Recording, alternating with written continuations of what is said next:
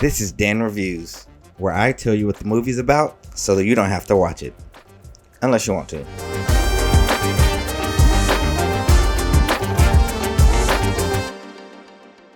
This is the crazy stepmom. She's insane because she has very large breasts and an even bigger butt and don't know what she's doing. She's like very psycho. She just killed somebody. She pours gasoline in a house to burn it down because she just killed the husband and son for some reason. She used matches. Broad daylight, no one sees this at all. Very broad daylight, and she gets away with this scot-free, even though she's wearing an outfit like that. This is the original mom. She's about to die from dancing. This is the son, the stepson to the crazy stepmom. That's Marquise Houston, and he's playing the father of the son. He is very, very stupid in this entire movie, and he will get bested by a crazy, crazy woman. She was dancing too hard, and then she died. Unfortunate. The very next day, everyone's happy, and they move to another house. They're having a father-son moment about their mom. Well, his mom, his wife. But Marquise Houston's ready to move on. This is the first time the crazy stepmother meets Marquise Houston. Look, she looks crazy, and she came into a bowling alley asking, was this a diner, because she wanted the application. Somehow, this was not the first red flag for Marquise Houston. Bowling alley, diner, completely different places. He didn't care because her breast and butt were so big. The son meets a neighbor. This is the director's daughter. She cannot act at all. She lives next door. See what I mean? This is her being happy. This is him laughing at her acting. This is the crazy stepmom and Marquise Houston on a date. You can tell she's crazy by the size of those glasses and her awful wig. Believe it or not, that's Cynthia Bailey sitting in the middle. Yeah, she's gonna die later. That's his brother, by the way, and Cynthia Bailey is his wife, brother's wife, whatever. And they're trying to tell him that she's crazy and he's crazy, but the only real crazy person in this movie is Marquise Houston because he ignored all the red flags because her breasts and butt were so big. They go on a date to a mechanic shop. The mechanic wonders why they came here for a date, but he kind of figures that he might die later since the story has now come to him and he's just a random character. The stepson goes back home and instantly realizes that the woman is lying because her breasts and butt are so fake. Marquise Houston doesn't care. He thinks that his son's being very rude despite the stepmom lying and having fake breasts and fake butt and fake hair. Just fake. This is her lying about her fake butt and fake breasts, and he still doesn't care. The stepmother and the stepson talk about something, but really it's about how bad her cooking is, and she gets mad and decides it's time to start killing people. But first, they get married by a child. Just another picture for the marriage scene. Immediately after the wedding, she goes into the bathroom and starts doing drugs, prescription drugs. The mechanic tries to tell Marquise Houston that she's crazy, but she came out and caught him, and then they both looked at him and said, "Oh, you're about to die next. I'ma kill you." Now y'all see her butt and you see her thighs. Moving on. She decides that she's gonna kill the mechanic. I'm gonna kill that mechanic.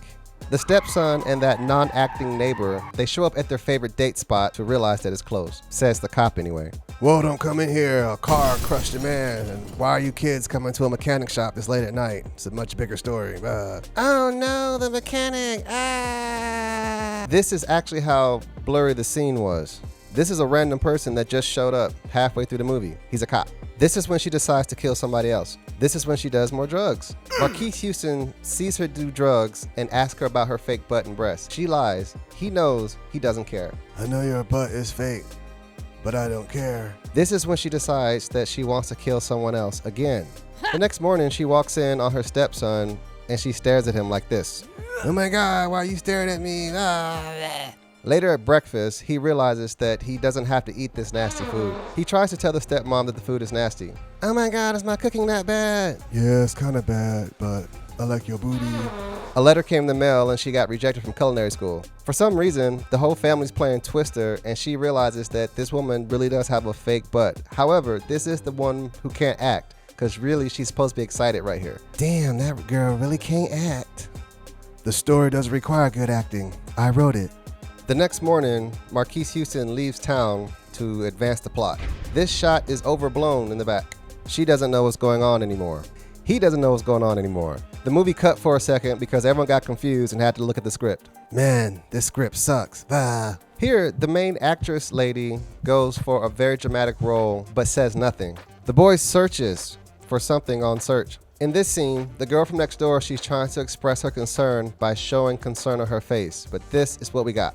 She's ready to kill. That's Cynthia Bailey. She's in the office because she was trying to hire this character, but when she was trying to do a background check, stuff wasn't coming up, so she's asking stuff about that or whatever. And this is as good as it's gonna get in the movie for her, I think. She discovers a red flag coming up on the main character's application because she's hiding from the cops and all this kind of stuff and everything and all kinds of stuff that's giving you information to call the cops, but she doesn't do it, so she's about to die. Okay, right here she's receiving information from a PI of hers on the phone telling her that the person is crazy, the real name of the person, and everything that you need to tell the cops. Instead of telling the cops right there, she runs into some kind of scene where it's just poorly lit and she's going up some steps. Then she decides to call everyone and tell them information that she could have told them while she was in the safety for office here on these steps. The crazy stepmom comes from stage left very quietly and I guess slaps her in the face. Then she falls down the steps. Cynthia Bailey's character does.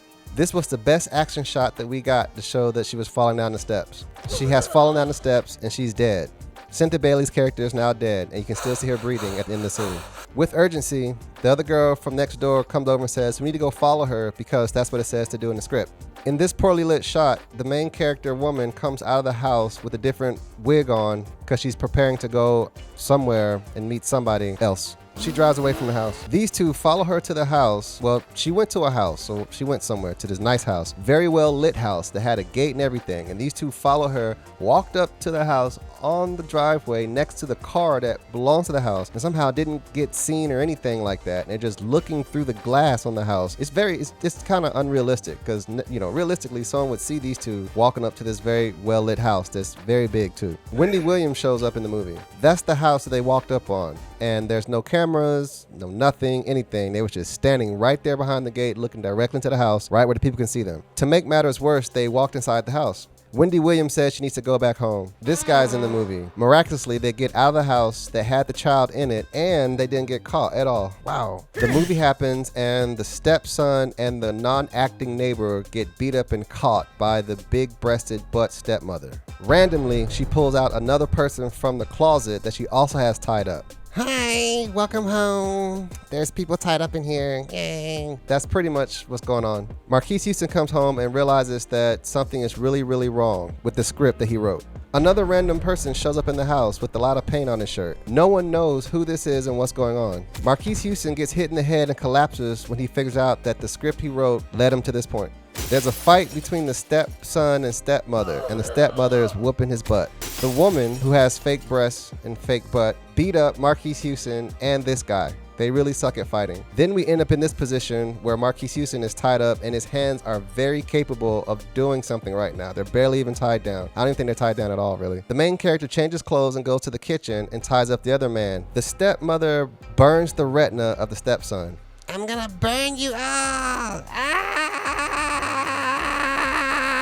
Stepson picks up the woman, slams her down, and starts banging her head on the ground, but somehow does not have enough strength to knock her out. After getting her head banged on the ground repeatedly, she gets up fine and somehow takes back over the entire situation. She stabs the stepson in the back with a very large chef knife. She hovers over the stepson with a piece of art. She starts talking about something. Oh no, you're gonna hit me in the face. No. She gets stabbed in the back by the girl who can't act, wherever she was this entire time. Oh my gosh, she got stabbed in the back. Yay. Oh, the knife is a lot smaller than what I thought, and it looks just like the prop knife that's like retractable. We have one of those. This is the epitome of her acting throughout the entire movie. The next morning, the family gets rid of the body. There's a very ugly cat piece of art right in the foreground. The neighbor who can't act comes over with the bandana on because she decided to join a gang. The foreground, middle ground, and background are all blurry in this shot.